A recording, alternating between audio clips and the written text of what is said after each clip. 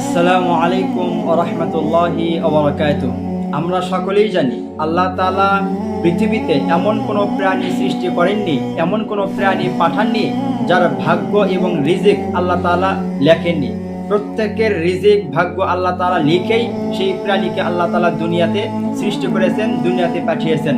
আমরা মনে করি আমার কারণে আমার পরিবারের মানুষদেরকে রিজিক দেওয়া হচ্ছে। জি না, এমনও হতে পারে আপনার স্ত্রী সন্তানের জন্যই আপনি রিজিক পাচ্ছেন। তারা যদি না থাকতো তাহলে আপনার রিজিকই আপনার জন্য উপার্জন করা কঠিন হয়ে যেত। আমরা অভাবের ভয়ে, দারিদ্রতার ভয়ে, রিজিকের ভয়ে সন্তান নেই না, সন্তান হত্যা করি। আর আল্লাহ রাব্বুল আলামিন সূরা বানী ইসরাঈলের 31 নম্বর আয়াতে বলেছেন, ওয়ালা তাকতুলু আওলাদাকুম খাশিয়াতা ইমলাক। তোমরা দারিদ্রতার ভয়ে, অভাবের ভয়ে, রিজিকের ভয়ে তোমাদের সন্তানকে হত্যা করো না।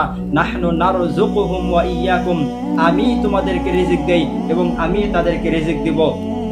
ইন্না কাতলাহুম কানা খিতআন কাবীরা। আর তাদের হত্যা করা, সন্তান হত্যা করা, এটা শুধু পাপ নয়, এটা হলো মহা একটি পাপ। এটা শুধু অন্যায় নয়, এটা মারাত্মক জঘন্য একটি অন্যায়, এটা বিশাল বড় একটি অন্যায়। আমরা রাসূলের ভালোবাসা প্রকাশ করার জন্য কত কিছু করি, রাস্তায় মিছিল মিটিং করি, মানববন্ধন অবরোধ করি, কত কিছু করি, কিন্তু আল্লাহ রাসূল সাল্লাল্লাহু আলাইহি ওয়াসাল্লাম নিজেকে গর্ববোধ করবেন এই জিনিসের জন্য, নিজেকে গর্ববোধ করবেন বলে মানুষদেরকে যে আদেশ দিয়েছেন, যে কাজটি করতে বলেছেন, সেই কাজ থেকে আমরা বহু দূরে। আল্লাহ রাসূল সাল্লাল্লাহু আলাইহি ওয়াসাল্লাম বলেছেন, তাজাওয়াজুল ওয়াদুদাল ওয়ালুদা। তোমরা এমন মহিলাকে বিবাহ করো যে অধিক সন্তান প্রসবকারিণী। তোমরা এমন স্ত্রী বিবাহ করো, এমন মহিলাকে বিবাহ করো যে অধিক সন্তান প্রসবকারিণী। ফাইন্নী মুকাসিরুন বিকুমুল আমবিয়া ইয়াউমাল কিয়ামাহ। কেননা কিয়ামতের মাঠে অন্যান্য নবীদের সামনে আমি আমার উম্মতের আধিক্যতা নিয়ে গর্ব করব।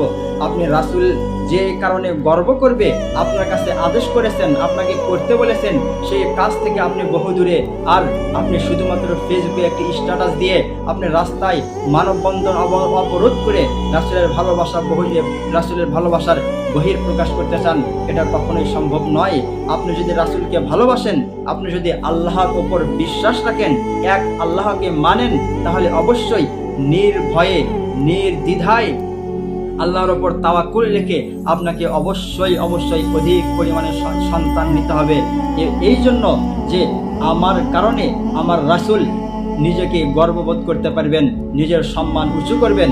শুধু তাই নয়, আরও মারাত্মক ব্যাপার হলো আমাদের কাছে সন্তান নেওয়া এমন একটা জিনিস হয়ে গেছে যে এটা কোনো ব্যাপারই নয়, আমার কোনো রবই নেই। আমরা চিন্তা করি এখন নিব না, পরে নিব, এখন প্ল্যানিং করতেছি না, মনে হয় আমার কোনো রব নেই, আমি যা বলবো যখন বলবো তাই হয়ে যাবে। প্রিয় মুসলিম ভাই, এমন চিন্তা কখনোই করবেন না।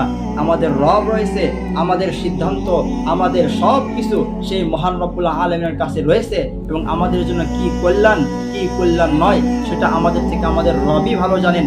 আর আমরা যদি আমাদের রাসূলকে ভালোবাসি, তাহলে শুধুমাত্র রাসূলের কটূক্তিকারীদের বিরুদ্ধে পদক্ষেপ নিলেই হবে না। আল্লাহ রাসূল যা বলেছেন, আল্লাহ রাসূল নিজেকে গর্ববোধ করার জন্য যা করতে বলেছেন তাই করতে হবে। তাহলেই রাসূলের প্রতি ভালোবাসা প্রকাশ পাবে, তাহলেই আল্লাহর ওপর আপনার তাওয়াক্কুল ঠিক থাকবে, তাহলেই আপনার ঘরে রহমত, বরকত আসার পথ তৈরি হবে ইনশাআল্লাহ।